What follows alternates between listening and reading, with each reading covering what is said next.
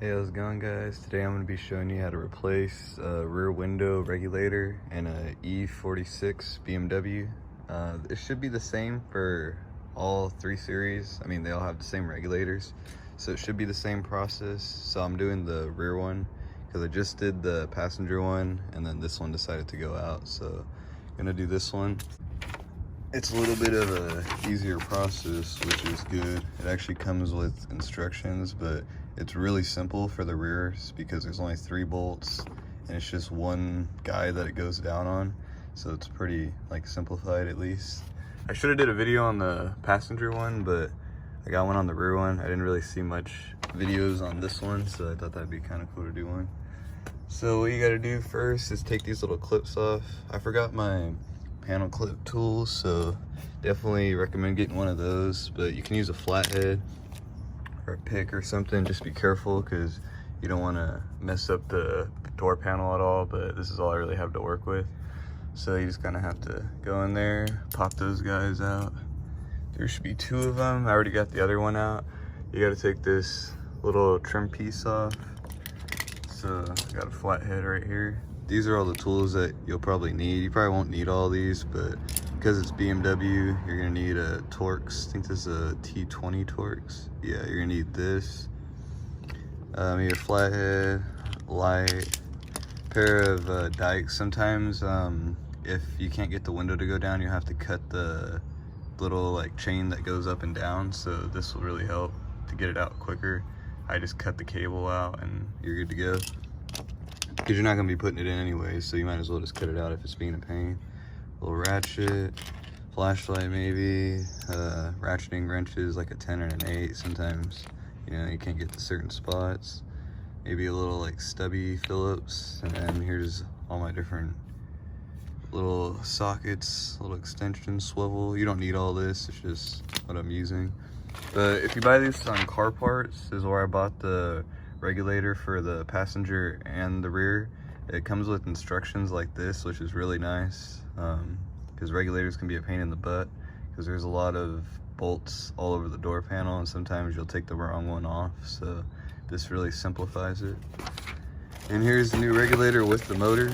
You can actually buy this without the motor. It's a little cheaper. Not really. I think this is like $49 shipped with the motor, so I mean, you might as well just replace the motor because I don't really want to take this off again just to replace the motor. So because I have a flathead, I'm just going to be a little careful, but just go in here and kind of pry that away a little bit like that. Don't do it like how I did, but yeah, something like that. But it's alright, it's just a trim piece. Now that you take that off, you expose the T20 Torx bolts. So you got this right here. Take those guys out. And the last screw you gotta remove is in here. You just gotta pop off the little switch. I just used a pick to pop it out of its spot. And I don't know if you can see it, but down in there, there is another T20 Torx bolt. That's the last one you need to take off. And then holding this in is just a whole bunch of pop-in little tabs. And once you pry it all the way, it'll come off like this. Alright, so I'm trying to do this with one of my legs to hold up the door panel so I can show you what you have to disconnect. Once you take off the screws, there's these little poppets that are in there that you have to pop out. One of them actually broke. Good thing I have a few of these. But yeah, just be careful though, because these could break pretty easily. But once you pry all these away, you'll expose the door card like this. All you have to do is push away. Like that. That'll free this. Disconnect this guy right here. Now that you have everything connected, the door panel will just hang off like that. Just kind of set this down right there. Now you have everything exposed that you need. So this is like a protective kind of film that BMW uses. It's meant to go back on when you're done. Some people don't put it back on, but you should. You just kind of have to find a spot where you can start peeling away, honestly, on it. There's not really any spot to really start on this thing. You just want to peel this stuff away slowly. Alright, so I got it off. It is formed like around everything. See how there's like cutouts right here? Like this is one of the cutouts for this wiring and stuff to go through. So it does go in a certain orientation when you bring it back in. It's all right if you tear a little bit of it. I actually tore right there and over there. So, I mean, it's all right. As long as it goes back in and it's just in the same order, or if not close, you know, you're all right. But it is annoying though, because this stuff will stick to you. It's really annoying to deal with, but it also will grab back onto that because it doesn't seem like it's sticky, but if you put it back on there and you just kind of like push it on, it'll like go exactly back how it should be, and it'll still stick. It's just a pain in the butt to work around. But now that I got everything out of the way, here's the regulator. I need to put the window to go down, so I'm gonna push the window down because it doesn't work. So I'm gonna push the window down a little, and if you can see right here, there is the bolt that you need to expose to disconnect the window from the regulator. So I'm gonna go ahead and take that bolt off. I think there's a nut. Oh no, maybe not. Unless it's inside, there might be actually inside there. Yeah, probably is a nut behind there. So I'm gonna go take this one off. You wanna disconnect the regulator motor from the harness right here. Get this out of the way. So that's the connector for that. All right, now that that bolt's out right there, it's not connected to the railing anymore. So you're gonna need some duct tape, because you're gonna hold the window up in place like it should be with some duct tape while we take this out, put the new one in, and then we're gonna pretty much just set the window right in the same exact spot, but on the new regulator. So what we're doing is pretty much getting the window out of the way while you can install the new parts, and then you're just gonna drop it on there. The only reason you're gonna do that is because the window will be in your way if you don't raise it up. So we're just using that to get it out of the way. So get some duct tape over here. Throw like 2 strips of this on. The window should be easy to move up, because it should be disconnected. So we're gonna go ahead and move this up like that. All right, got our duct tape up there holding our window. As you can see, it's out of our way, because if it was, it'd be sitting in this area. But now that it's out of the way, you can kind of see that the regulator failed. The chain's not working like it should. It's not holding anything, or the cable, I mean. But sometimes if the cable, it just really depends on how your regulator breaks. It's always different. You will have to cut these sometimes with a pair of dikes. You know, just cut these out of the way. It'll just free up all that like tension, if there's tension anywhere, or if something's being held by something.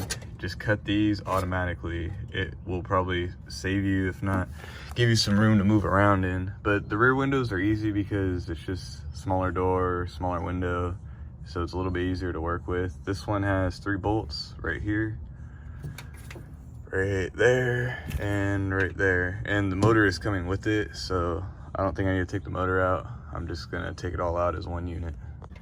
All right, I think I got it. So yeah, you just kind of have to work it out. It's really weird, but it'll come out. Here's the old regulator, right there. Always like to compare the part, see if they look the same, or if not, you know, similar. It looks pretty good, so we're gonna go ahead and throw this one in. All right, so I got the regulator in.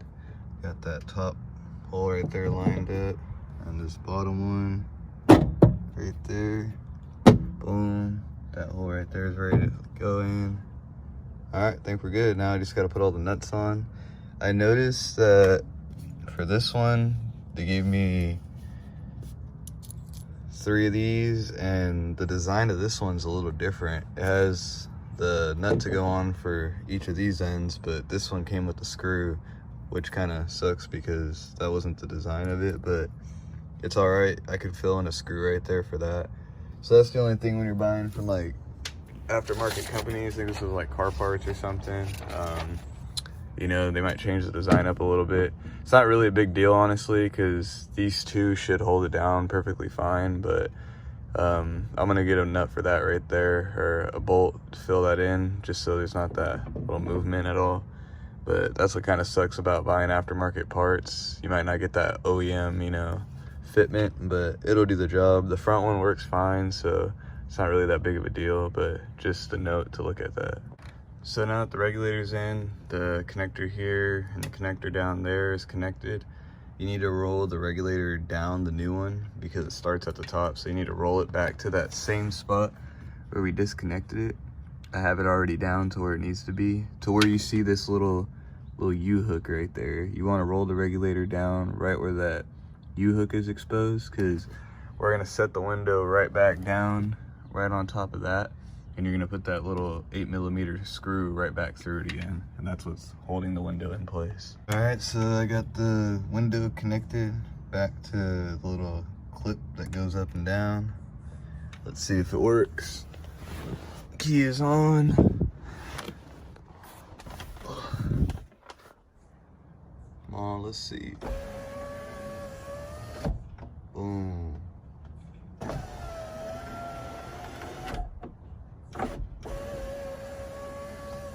Oh, yep. So I got the little protector, little sticky thing back on there. You just have to work it on. It sticks back on, honestly, really good. Surprisingly, I didn't think this stuff would work like it does, but you pretty much just have to get, the trick I usually do is put it over the little lock. I work it on that part first, and then start up here, just start snapping it back into place. You'll hear a few clicks like somewhere around here. There we go. There you go. Hearing some clicks. I think I actually got them all in.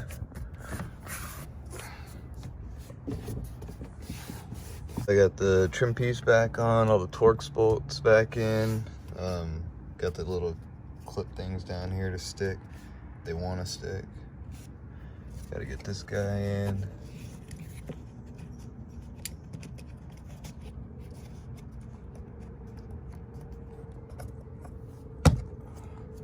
There we go.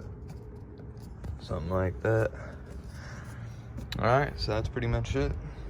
That's how you replace the regulator. Boom. Now I just gotta clean up the window, clean up the door panel, clean up all the windows, and I'll be able to get these windows tinted. Stay tuned for more videos. I got more videos coming up soon. Just been real busy, but I'm gonna plan on keeping this car for a while. I'm gonna tint the windows, throw the stereo back in it. I need to get some new rear tires. They're getting a little low right there. The front ones are brand new, but the rears, I gotta replace those. These ones are good. But other than that, I'm just gonna tint the windows. It's hot as heck, so I think tinting would be really good on this car, and it'll look a lot nicer too. But I'm not really doing much to this car. I'm just doing all the maintenance wise. I'll be having a video on how to replace the power steering system on it, and I'm probably going to be doing a transmission flush and rear differential fluid exchange coming up soon. I'll catch you guys in the next video. I'll see you guys soon.